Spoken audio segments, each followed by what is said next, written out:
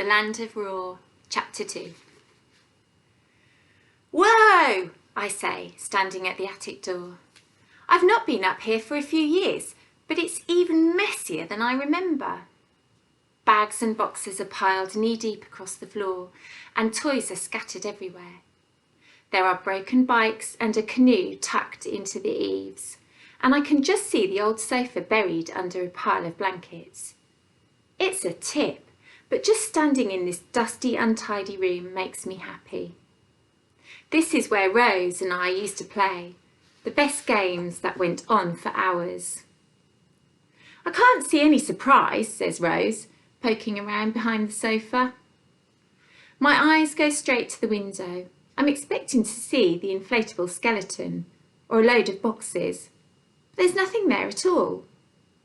For a second, I'm disappointed. I was so sure the wizard was going to be part of Grandad's surprise, but then the prickle of fear comes creeping back, because I'm sure I saw something up here.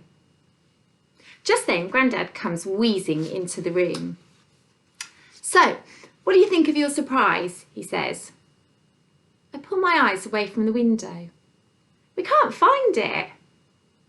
Grandad laughs and throws his arms out wide. "That's because you're standing in it." Rose blinks. "What do you mean, Grandad?"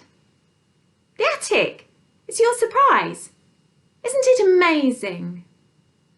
Rose and I share a look of confusion. Grandad's done some pretty weird stuff over the years, including dyeing his beard green for Christmas. But he's never given us his attic as a present. He looks at us eagerly. "Do you like it?" I nod. "Yeah, it's really surprising." Rose is less polite. "Is this some sort of joke, Grandad?" He walks around the messy room, kicking things out of his way. I know it doesn't look like much at the moment, but once you've cleared it out, I'm going to turn it into a den for you two. I'll put a TV over there, replace the sofa, put a popcorn machine in the corner. Whatever you want, it will be yours. I smile as I imagine how amazing it will look. Even Rosa's eyes light up, breaking her #1 rule of never showing she's into something. "I've always wanted a proper den," she says. "Not the sort of thing me and Arthur used to make with blankets. Can we have beanbags?" Grandad laughs. "Shaped like burgers?" And that's when my mind catches up with what Grandad just said. "Hang on, what do you mean, once you've cleared it out?" "Well, look around. How can I make you an amazing den if all this junk is up here?" He pushes a wobbly pile of boxes. I'd like to help, but I can't. Not with my asthma. To prove his point, he bends over and breaks into a hacking cough. "Inhaler," I say, and obediently he pulls out his asthma inhaler and has a puff. "Nothing to worry about," he says, straightening up. "Now, after you've got the attic empty, we can spend the rest of the week painting." Rose groans. "Do we have to, Grandad?"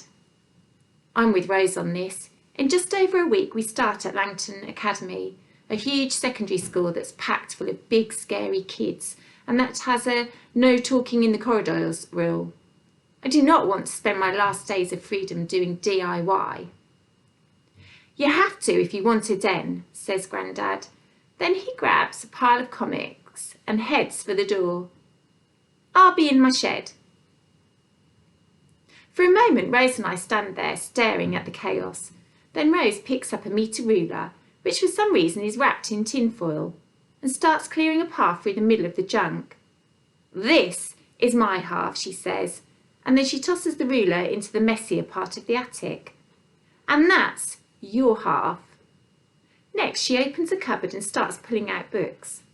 After a moment, she says, "No wizards in here, Arthur." With a sigh, I pick up a sports bag and start stuffing it full of National Geographic magazines. Suddenly, Rose gasps. "Hang on! I think I've found one!"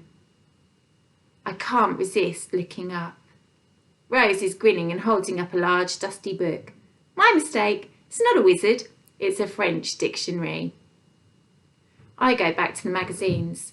Something tells me this is going to be a very long day.